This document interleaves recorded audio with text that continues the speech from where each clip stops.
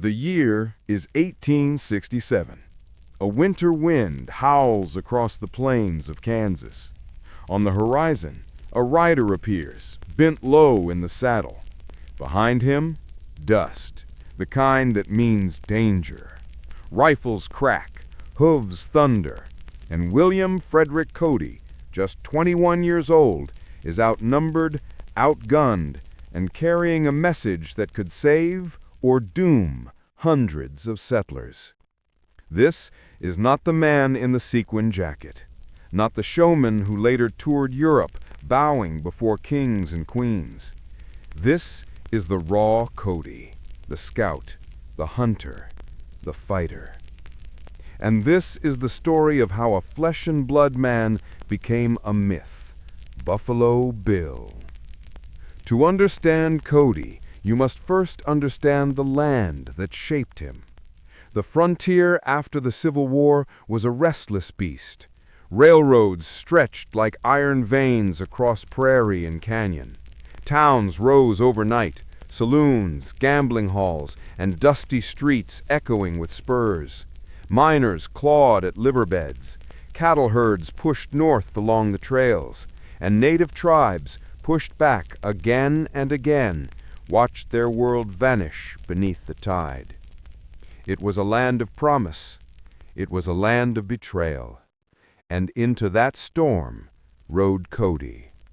Born in 1846 in Iowa Territory, young Will Cody grew up chasing opportunity westward. His father, Isaac Cody, clashed with pro-slavery men in Kansas and paid with his life. That blood, spilled on frontier soil, marked Will early. By 14, he was riding with wagon trains, carrying mail across desolate plains as a Pony Express rider. By 17, he had already seen death close, too close, more times than most men would in a lifetime. But it was the buffalo, great herds that darkened the horizon, that gave him his name. The Kansas Pacific Railroad needed meat to feed its crews. Cody answered. In just 18 months, he claimed to have killed more than 4,000 head. He shot so fast, so true, that men began calling him Buffalo Bill. But names on the frontier were more than nicknames. They were currency. They were the seeds of legend. But if the buffalo hunt forged the name, it was the wars, man against man, that made the myth. The late 1860s were the years of bloody collision. Settlers flooding west, railroads slicing through tribal lands, and the U.S. Army fighting a grinding campaign against Cheyenne, Sioux, and Arapaho. Cody's skills with a rifle and his gift for finding trails soon caught the Army's attention. He was hired as a civilian scout, a job more dangerous than soldiering. Scouts rode ahead, alone or in pairs, reading the land, spotting ambushes, carrying messages through hostile country. If they failed, whole companies could vanish into the dust. It was in this crucible that Cody stepped out of the shadows of ordinary men. He rode alongside officers like General Phil Sheridan. He crossed paths with figures who would become both friends and rivals. And every mile he rode, every shot he fired, every narrow escape added a stroke to the painting of the legend that was yet to come. But legends are not born clean. They are messy. They are carved in blood, smoke, and contradiction. Cody was a killer of buffalo, and later, a friend to conservation. He was a scout for the Army, and yet claimed to honor native warriors. He was a man of action, but also a man of theater, already sensing that stories could matter as much as bullets. Our story begins not with the applause of a circus tent, but with a freezing night on the plains where Cody carried a dispatch that could turn the tide of war. The riders closing in behind him meant death. The soldiers ahead of him meant survival. And the choice he made that night would echo far beyond the prairie, shaping the myth of Buffalo Bill, the man who blurred the line between reality and performance. This is the birth of a legend. The night sky above the Kansas plains was merciless. A sliver of moon lit the frozen grass. Each breath turned to frost. Cody leaned low over his horse, Powderface, spurring him forward, every muscle screaming. Behind him, the war cries of mounted Cheyenne carried on the wind. It was not the first time Cody had ridden for his life. But this time, in his saddlebag, was a dispatch, an urgent warning meant for Fort Hays. If it never reached its destination, an entire column of soldiers would march blind into an ambush. He had two choices: ride straight across the open plain, risking arrows and bullets in the dark, or cut south through a ravine where even one mistake could snap his horse's legs. Neither path promised survival, but scouts didn't live long by hesitating. Cody pulled the reins. Powderface plunged into the ravine. Loose stones rattled beneath hooves. An arrow hissed past his shoulder, embedding in the bank. Cody fired blindly into the dark, buying himself seconds. Seconds were all he needed. By dawn, the fort was in sight. Exhausted, horse-lathered, Cody staggered into the gates with the message clutched in his frozen hand. Because of that ride, because of that decision, 300 men were spared an ambush. But for every life saved, another was lost. That same night, a young lieutenant named Lafferty led his patrol west of the fort, eager to cut off the very war party Cody had escaped. He was green, barely older than Cody himself, and he had admired the scouts since boyhood. But admiration could not stop a bullet. The patrol never returned.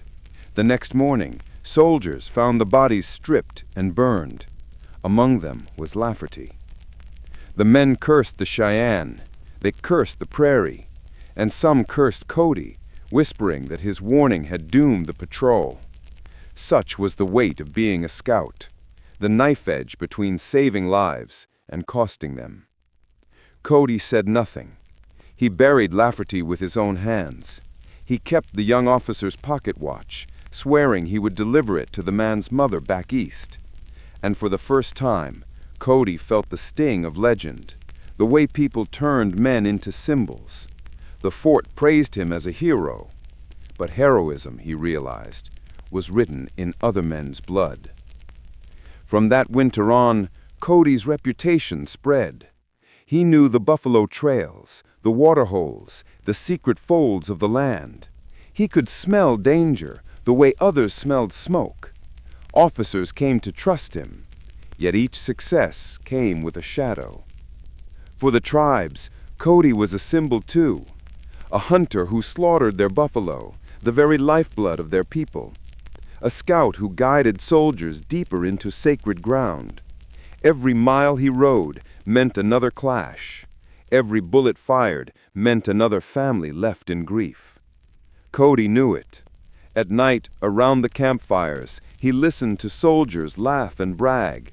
But in the distance, on the ridges, he sometimes saw the silhouettes of warriors watching, silent, patient, men not so different from him.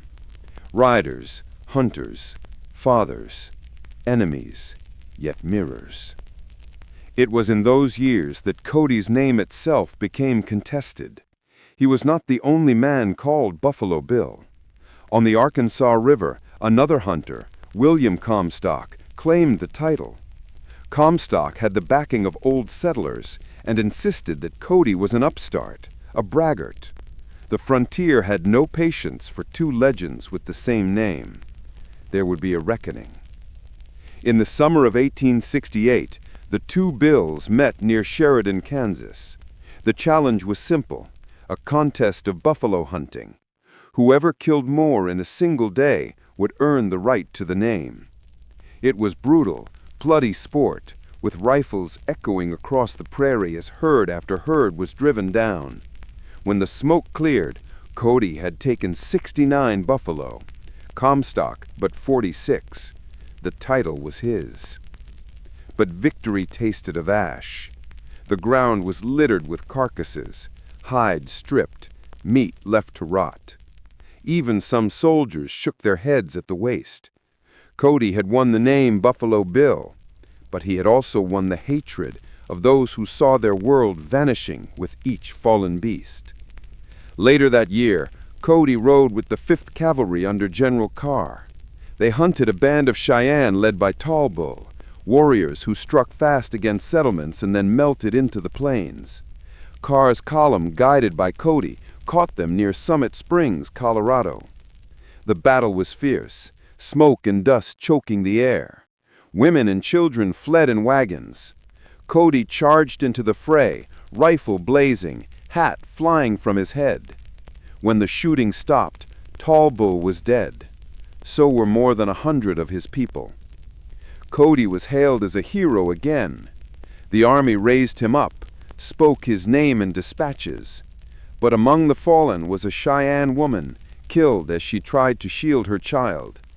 Cody saw her body. He saw the boy, trembling, clinging to her dress. And though the army called it victory, Cody never forgot the look in that child's eyes. That was the true cost, the cost of a name, the cost of a legend. Even as he rode the plains, Cody's story galloped ahead of him. Newspapers picked up tales of Buffalo Bill the Scout. Some were true, many were embroidered. Reporters wrote of impossible feats, duels in the desert, daring rescues. Every time Cody read one, he felt a strange twist in his chest. The stories made him larger than life, but they also carried him away from the truth. And Cody, though he would never admit it, began to play along. He started wearing a fringed buckskin coat, a broad-brimmed hat, long flowing hair. He knew it caught the eye. He knew it matched the image people wanted.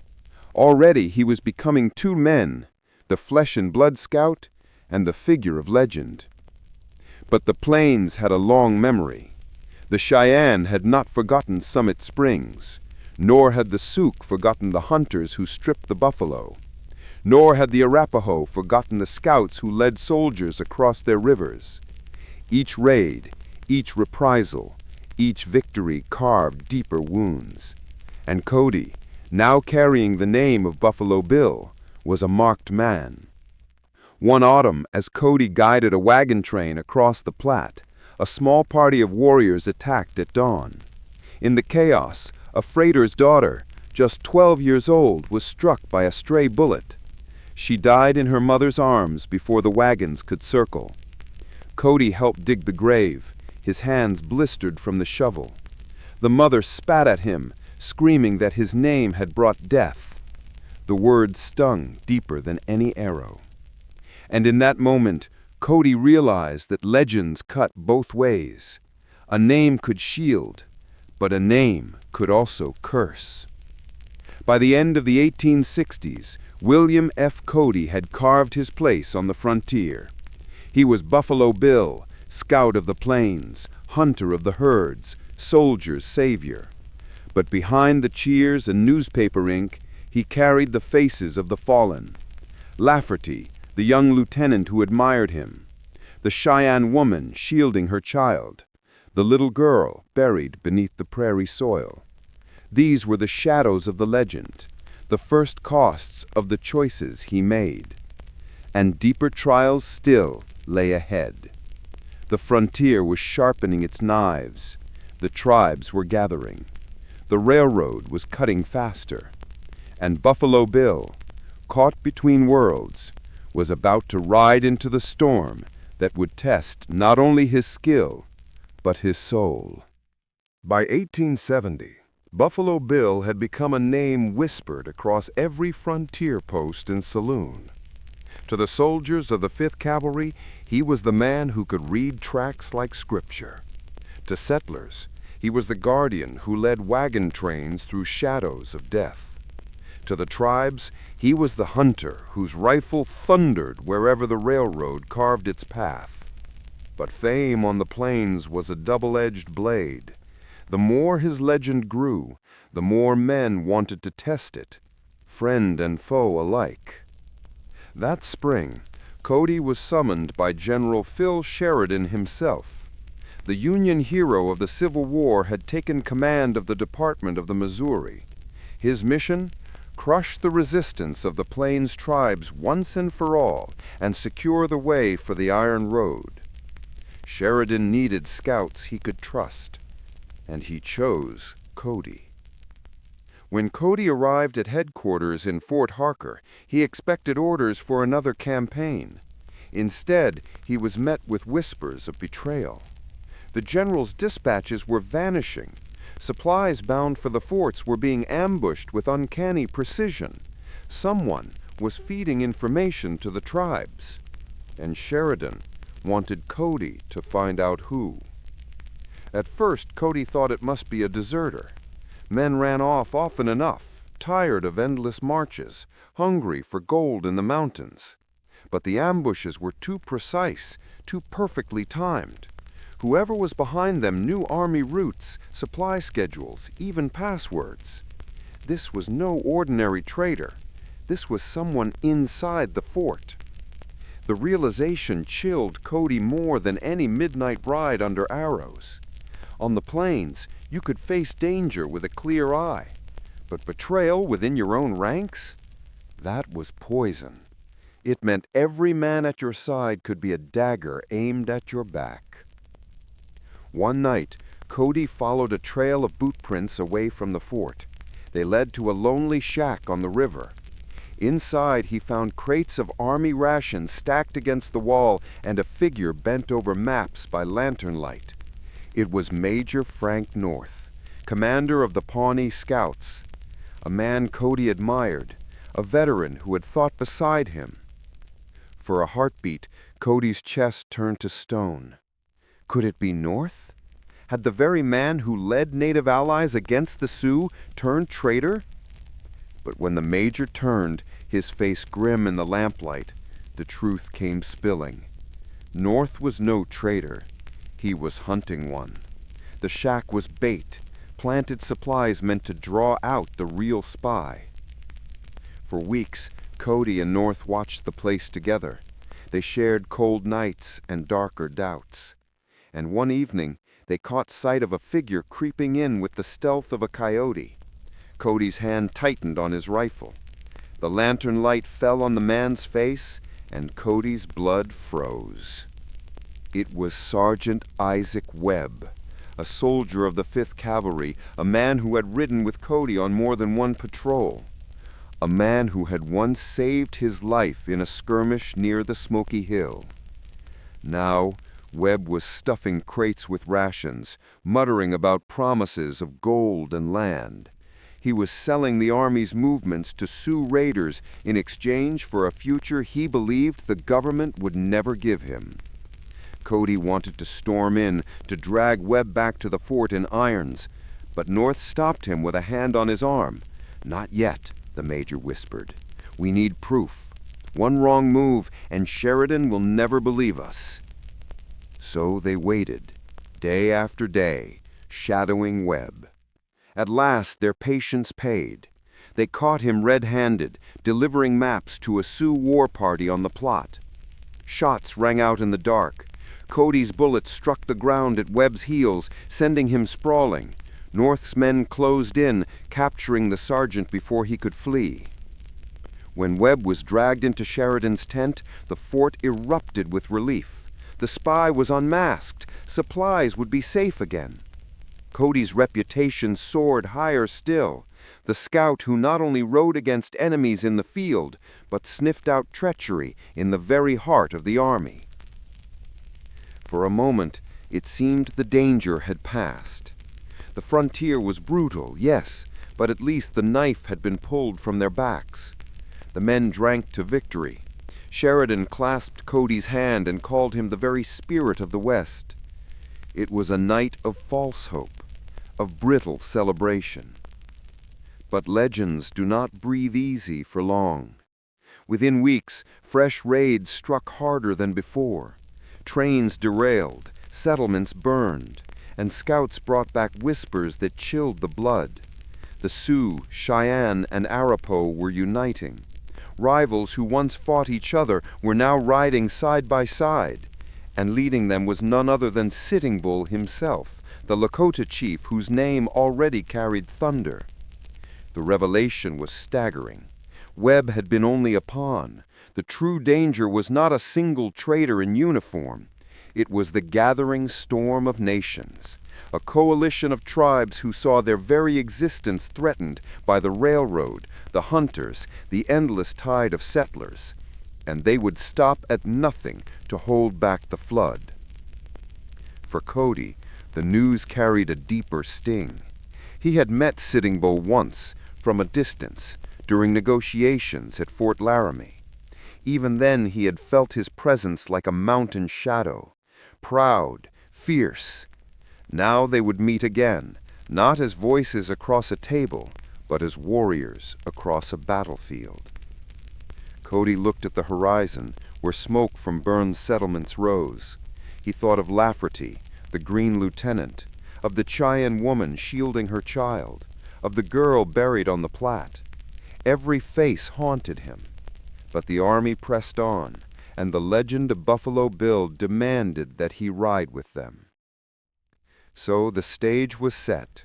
The traitor had been unmasked, but the real enemy was rising like a storm across the plains. The tribes, united, would strike harder than ever.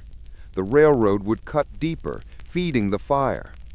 And Buffalo Bill, trapped between the flesh and blood truth of men he respected and the myth the world demanded him to be, was about to face the trial that would make or break his legend. A false hope had passed. Now came the reckoning. By the summer of 1876, the West was burning. The Great Sioux War had erupted, and the prairie thundered with hooves. Settlements emptied into forts, telegraph wires hummed with panic, and the railroad braced against raids. Everywhere, whispers of Sitting Bull and Crazy Horse carried on the wind. The tribes had bound themselves together, a storm rolling across the plains, and the U.S. Army reeled beneath its fury. Cody, now in his 30s, rode at the center of it all. He had been named Chief of Scouts for the 5th Cavalry. Officers sought his counsel, soldiers drew courage from his presence. But with each campaign, the toll deepened. The buffalo herds were vanishing, slaughtered not just for meat, but for sport, for hides, for profit. The tribes fought with a desperation of a people cornered. And Cody, hunter of buffalo, soldier of fortune, felt the weight of every gunshot, every plume of smoke. Then came the news that shattered the nation. At a place called the Little Bighorn, George Armstrong Custer and the 7th Cavalry had been wiped from the earth. More than 200 men cut down to the last trooper. The story raced across telegraph wires like wildfire, shocking the East, electrifying the West. To settlers, it was a nightmare. To the tribes, it was proof that their unity could strike terror into the heart of America. For Cody, it was personal. Custer had been a rival, yes, a flamboyant officer who courted fame as fiercely as Cody himself. But he was also a comrade of the plains, a man who had ridden the same dusty trails. Custer's fall was more than a defeat. It was a call to arms, a thunderclap declaring that the war had entered its fiercest hour. And in that moment, Cody understood. There was no turning back, no compromise left. The West would be carved in blood until only one vision of the future remained. The 5th Cavalry was ordered into the field, riding hard through Kansas, Nebraska, and Wyoming, chasing raiding parties that struck like lightning and vanished into the sea of grass. Cody led from the front. He guided columns across rivers swollen with spring floods, through forests where shadows hid arrows, across deserts where waterholes ran dry.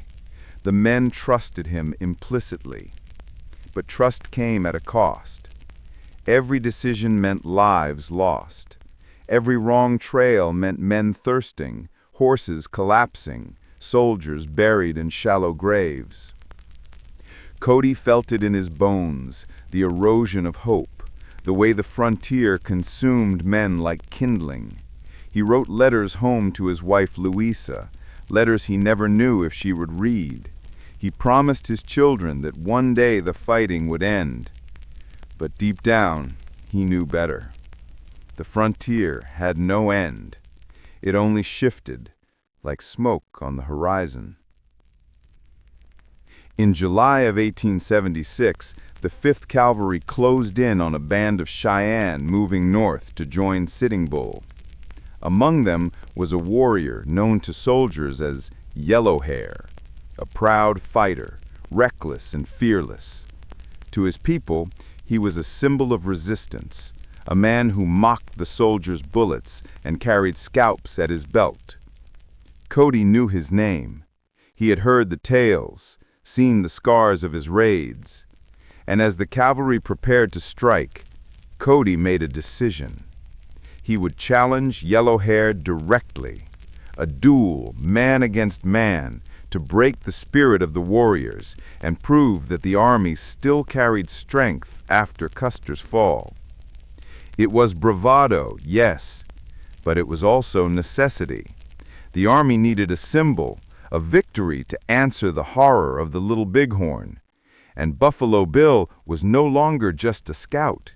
He was a legend expected to perform. The morning of July 17th, near Warbonnet Creek, the two forces clashed. Dust swirled, rifles cracked, horses screamed. And then, through the chaos, Cody saw him. Yellow Hair, riding tall, his face painted, his lance flashing in the sun. The warrior shouted a challenge, his voice carrying above the gunfire. And Cody, spurred by pride, grief, and destiny, rode to meet him. Their duel was brief but searing. Yellow Hair charged, lance poised. Cody leveled his rifle and fired. The shot struck true. The warrior tumbled from his horse, the dust swallowing him. In the silence that followed, soldiers cheered, voices breaking with relief. Cody dismounted, standing over the fallen man. He lifted the warrior's scalp high for all to see, his buckskin stained with blood, his hair flowing in the wind. He cried, "First scalp for Custer!" But as the cheer faded, as the dust settled, Cody felt something hollow gnaw at his chest. He looked at Yellow Hair's still face, the fierce pride even in death.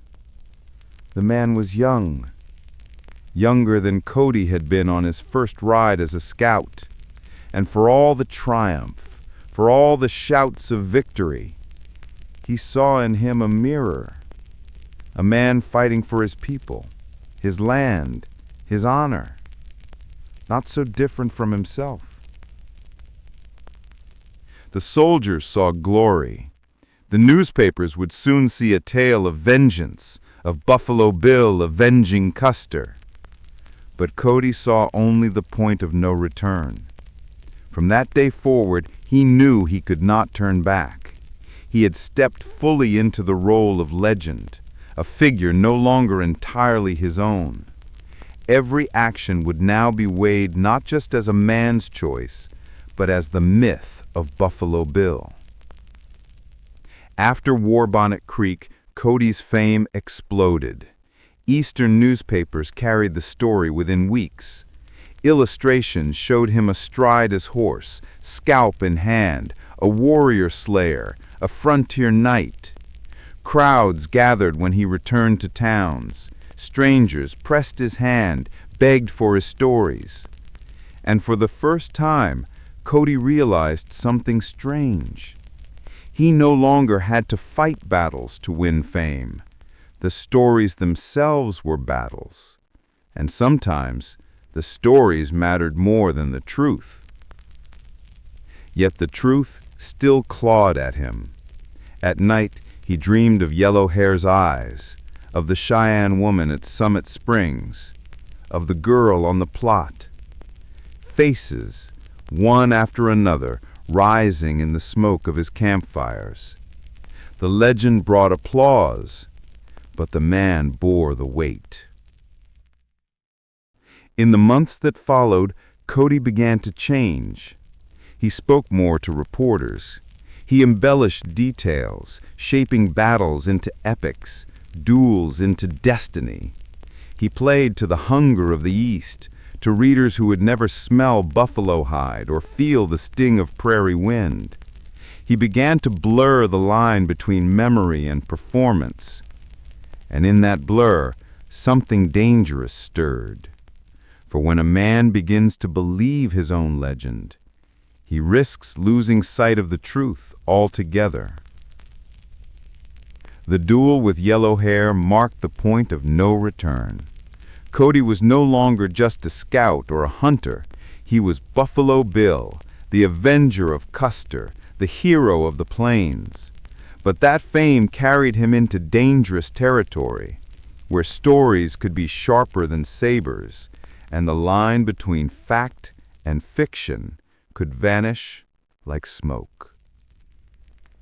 Ahead lay the climax of his journey, a choice that would decide not just his fate, but the very shape of the legend he had become. The summer of 1876 burned itself into history. The duel with Yellowhair had made Buffalo Bill an icon, but it also chained him to something he could never escape: expectation. Every man in uniform looked to him for miracles. Every civilian wanted to hear his stories. Every newspaper printed his name in bold, demanding more heroics. And Cody, for the first time, felt himself splitting, half flesh and blood, half myth. But war has a way of tearing masks from faces, and Cody's mask would be ripped away in the very heart of battle. In late August, scouts reported a large band of Sioux and Cheyenne moving toward the Platte River crossings. Families of settlers and freighters had crowded behind the walls of Fort McPherson, praying the soldiers would hold. The 5th Cavalry rode out to intercept. At their head, Buffalo Bill Cody. The sun rose like fire over the prairie. Dust clouds rose in the distance, hundreds of warriors painted for war, their ponies screaming, their voices a rolling thunder. The ground shook beneath the charge. Cody steadied his horse, lifted his rifle, and felt the world narrow to a single heartbeat. This was no duel now. This was war in its rawest form. The clash was chaos. Bullets tore through the air. Arrows rained like locusts. Horses reared. Soldiers fell. Screams mingled with war cries. Cody rode through it all, guiding men to higher ground, rallying shattered lines, fighting with a fury that stunned even hardened troopers. But in the smoke and thunder, Cody saw something that froze his blood. A figure on horseback, clad not in war paint, but in blue. A cavalry sergeant, trading shots at his own men. For a moment he thought it must be a trick of dust and sun, but then he saw the man's face, Isaac Webb. Months earlier, Webb had been marched away in irons, disgraced as a traitor. Now here he was, riding with the enemy, firing at the very men he had once sworn to protect. The army had believed the betrayal ended with his capture, but somehow he had escaped and crossed the line no man could cross. He was fighting for the other side. "Webb!" Cody shouted across the chaos. But the sergeant only sneered, loosed another shot, and spurred into the heart of the battle. Cody's mind raced. The legend demanded action. Kill the traitor, make it a story, seal the myth of Buffalo Bill forever. But the man inside him hesitated. Webb had once saved his life. Once in the Smoky Hills, it had been Webb's bullet that drove back an ambush, giving Cody breath to ride again. How do you kill a man who once gave you life? The battle roared, men were dying all around, and Cody knew that hesitation could doom them all. Through the smoke, the two men locked eyes. Webb raised his rifle, aiming square at Cody's chest. Time seemed to stop. The cries, the gunfire, even the wind silenced. It was just them now, two men bound by past debt and present betrayal. Cody fired. Webb's shot rang at the same instant. The bullet tore Cody's sleeve, grazing his arm. But Webb crumpled, falling from his saddle into the trampled grass. The battle surged on, but for Cody, the world shrunk to that single body in the dust. He dismounted, knelt beside the dying man. Webb's eyes, once fierce, now flickered with something broken. Anger, regret, perhaps even relief. He tried to speak, but only blood came. Cody pressed a hand to his wound, whispering, "Why, Isaac, why?" Webb coughed, a faint smile twisting his lips. "Because they promised freedom, a freedom you'll never know." And with that, his breath faded and his eyes dimmed forever. Cody rose slowly, hands stained in Webb's blood. The men around him cheered, raising their rifles at the retreating enemy. The Sioux and Cheyenne pulled back, leaving the field strewn with bodies. The battle was won, but Cody felt no triumph. In that moment, victory tasted like ashes. He had killed a man who once saved him. He had raised his hand not against an enemy, but against a brother turned against his own kind. And the truth struck him harder than any bullet. The frontier did not just destroy tribes and towns, it destroyed the souls of the men who walked it. After the battle, Cody wandered away from camp. He found himself standing on a ridge looking out over endless prairie. The sky was blood red with sunset. Buffalo skulls littered the ground, bleaching in the light. And in his ears he heard not the cheers of soldiers, but the ghosts of the dead. Lafferty, the Cheyenne women, the freighter's daughter, Yellow Hair, Isaac Webb. Their voices mingled in the wind, a chorus of accusation. He realized then Buffalo Bill was no longer just a man. He was a story, and stories demanded blood to keep breathing. That night, by the campfire, an officer asked Cody to tell the tale of the battle. The men wanted a story, a legend to ease their grief and raise their spirits. They wanted Buffalo Bill to perform. Cody looked at their eager faces, their wide eyes, their desperate hunger for meaning. He felt the weight of his choice pressing down on him like an iron yoke. He could tell them the truth, that war corrodes, that betrayal cuts deeper than bullets, that no victory could cleanse the blood on their hands. Or he could give them what they needed, a tale of glory, of vengeance, of Buffalo Bill standing tall in triumph. One choice would haunt them, the other would feed the legend. Cody raised his head and began to speak. He told them of the charge, of the clash, of the duel with Webb, but he did not speak of hesitation, of sorrow, of regret. He told them the story they craved. He gave them Buffalo Bill, the hero. And in doing so, he buried William Cody, the man. That was the climax of his life on the frontier. Not the duel with Yellow Hair, not the countless rides under fire, but this, standing before men hungry for meaning, choosing to give them myth instead of truth.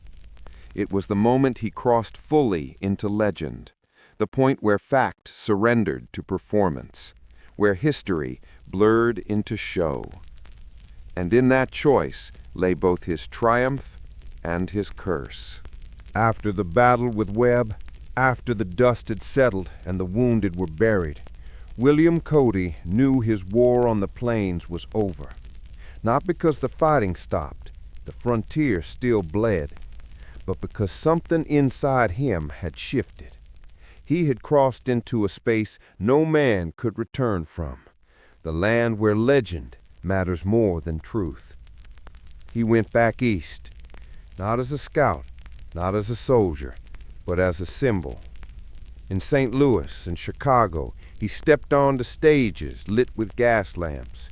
He reenacted his duels, retold his battles, brought the War of the West to audiences who had never smelled gunpowder or touched prairie grass. The people loved him. They cheered louder than any fort salute. They begged for more stories, more spectacle, more Buffalo Bill. And Cody, weary of ghosts, gave them what they wanted. By 1883, Cody had turned story into empire. The Wild West show thundered across the country like a new kind of cavalry. Cowboys cracked whips, sharpshooters split playing cards, Lakota warriors rode in full regalia. Even Sitting Bull himself appeared once, riding before crowds in New York and Boston, his dignity unbroken, his silence louder than applause. The show blurred every line. The battles were no longer battles. They were performances, rehearsed and repeated. The blood was gone, replaced with painted squibs and choreographed charges. But the emotions, the spectacle, the myth, they grew larger than life. Audiences gasped, cried, cheered. For them, this was history. For Cody, it was survival. And yet, behind the applause, Cody carried silence. He still saw Webb's eyes in his dreams, still heard the cries of the girl on the Platte, still smelled the gunpowder at War Bonnet Creek. When the lights dimmed, when the crowds left, he sat alone in his tent, a glass in hand, listening to the ghosts. The man was flesh, but the world only wanted the legend. And in time, Cody himself could no longer tell where one ended and the other began. By the turn of the century, Buffalo Bill was a world name. He rode before kings and queens, shook hands with presidents, filled arenas from London to Rome. Children waved toy rifles, old men tipped their hats. Everyone believed they had seen the real West. But the real West had died long before, buried in shallow graves across Kansas, Colorado, and the Dakotas, buried with the buffalo, with Sitting Bull, with Webb, with Yellow Hair. What survived was the story, and the story belonged to Buffalo Bill. In January of 1917, William Cody lay dying in a small Colorado town. The once mighty showman was thin, his hair gray, his fortune gone. He whispered prayers, held the hands of his family, and watched the frontier fade from his eyes. The world outside had cars, telephones, electric lights, but within Cody's mind, the prairie still stretched wide. Dusty trails still whispered, and the duel with Webb replayed itself again and again. A priest leaned close and asked if he had any final words. Cody's lips cracked into a faint smile. Remember this, the truth never drew a crowd. And with that, Buffalo Bill, the man who blurred the line between flesh and legend, rode into history. On the frontier, men died, but stories lived forever.